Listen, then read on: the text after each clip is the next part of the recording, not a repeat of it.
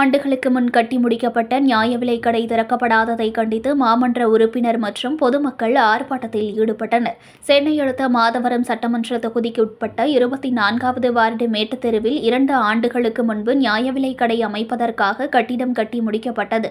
அனைத்து வேலைகளும் கட்டிடத்தில் முடிக்கப்பட்டு கட்டிடம் முழுவதும் நியாய விலைக் கடை அமைப்பதற்கு தயார் நிலையில் உள்ள நிலையில் அந்த கட்டிடத்தில் நியாய விலைக் கடையை திறக்காமல் அப்பகுதியில் அமைந்துள்ள கதிர்வேடு பகுதியில் நியாய விலைக் கடையானது அமைக்கப்பட்டுள்ளது. மேட்டுத்தெருவில் இருந்து கதிர்வேடு பகுதிக்கு செல்ல வேண்டும் என்றால் கொல்கத்தா தேசிய நெடுஞ்சாலையில் கடந்து செல்ல வேண்டியுள்ளது. இந்த சாலையை கடந்து செல்கின்ற பொழுது பலர் விபத்திற்குள்ளாகியுள்ளது குறிப்பிடத்தக்கது.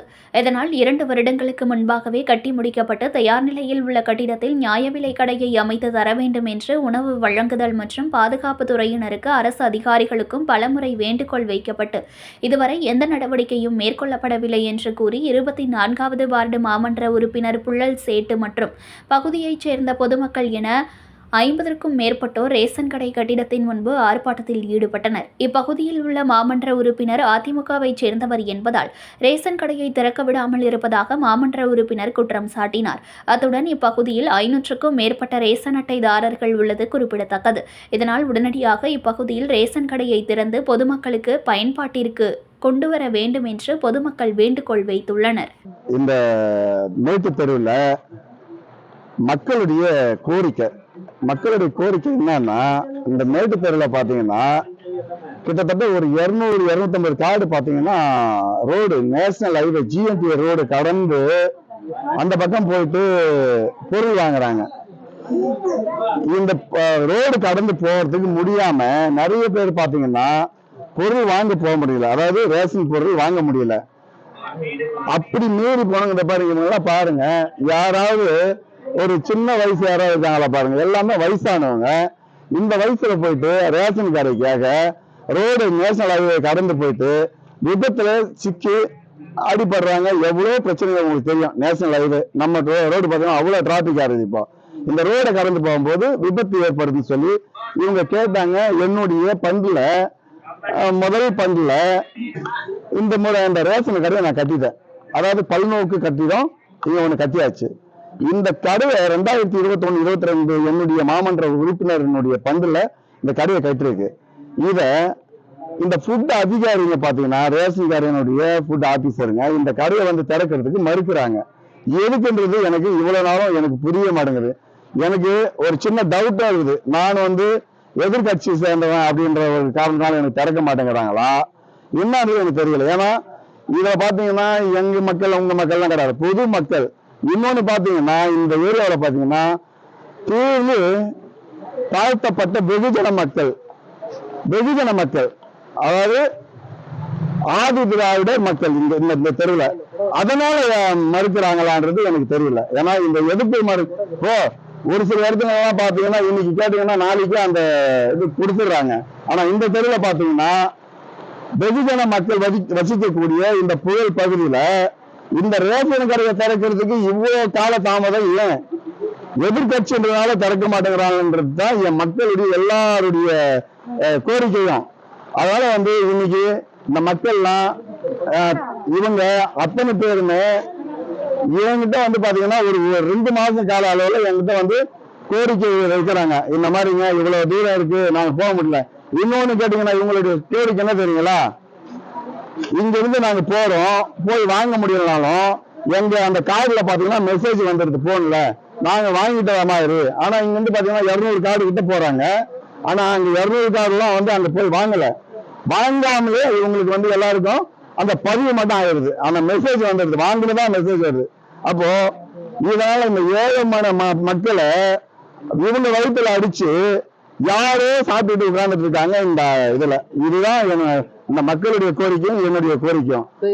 அதிகாரிகள்ட்ட என்ன புகார் எதுவும் கொடுத்துருக்கீங்களா, மனுவா இல்ல வேற எதனா?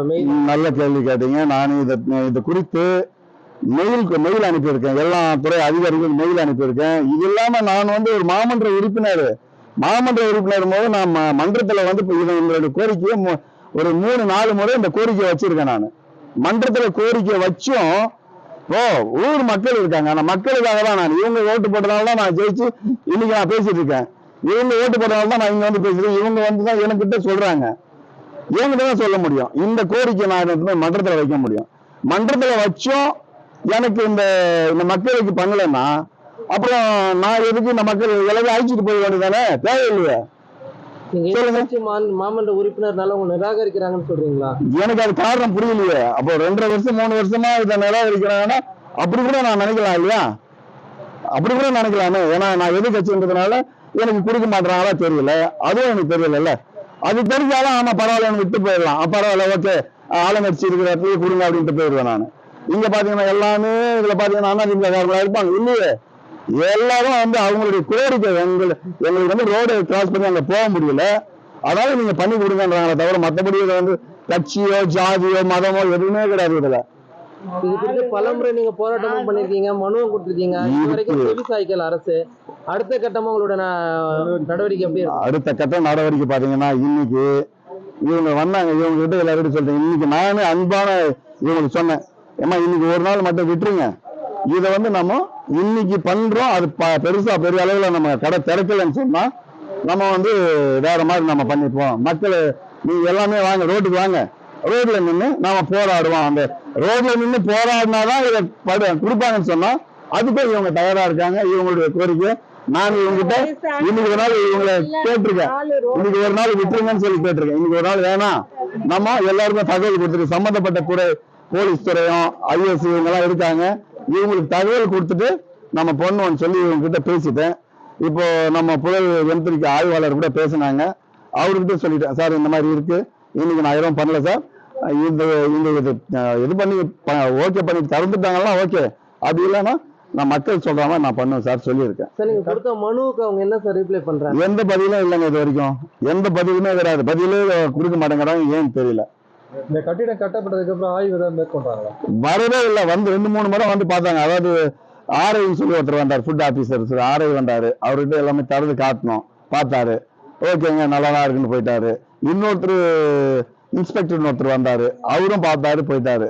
நான் இது சம்பந்தமா ஏசி கிட்ட பேசியிருக்கேன், அதாவது ஃபுட் ஆபீசர்கள் ஏசி டிசி எல்லாரும். போன வாரம் கூட போயிட்டு ஆவடியில போயிட்டு நான் மனு கொடுத்துருக்கேன். இந்த ஏசி வந்து மாத்திட்டாங்களாம், இப்ப தற்காலிகமா போன வாரம் ஏதோ மாத்திட்டாங்களாம், அடிஷ்னலா 51 ஏசி போட்டிருக்காங்க இதுக்கு, இந்த நம்ம இந்த பகுதிக்கு. அவர்கிட்ட கூட போயிட்டு இந்த 4 லெட்டர் முந்தா நாள் கூட கொடுத்துட்டு வந்திருக்கேன். இந்த மாதிரி மக்களுக்காக வேண்டி நாங்க எங்கெங்கயோ சுத்தி அலைஞ்சு இந்த ரேஷன் கார்டு எப்படியா திறக்கணும்னு சொல்லி நான் பண்ணிட்டு இருக்கேன். ஆனால் இது வரைக்கும் திறக்க முடியும்னா என்னுடைய ஆட்சி காலம் இன்னும் 1 வருஷம் இருக்கு. 1 வருஷம் நான் போயிட்டதுக்கு அப்புறம் எப்படி திறக்க முடியும்? திறப்பாங்களா? நீங்களே சொல்லுங்க. இப்ப அந்த கட்டிடத்துல என்ன சார் இயங்கிட்டு வருது? இந்த கட்டிடம் வந்து முழுக்க பல்நோக்கு கட்டடம், அதாவது ரேஷன் கார்டுக்காக கட்டின கட்டிடம் தான். ரேஷன் கார்டை மட்டும்தான் இங்க வேணும்னு சொல்லி மக்களுடைய கோரிக்கை ஏற்று ரேஷன் கடைக்காக தான் கட்டணும். இதை என்ன அலுவலகம் திறந்து எந்த அலுவலகம் இல்லமாங்க, நாங்க பூட்டி வச்சிருக்கோம்.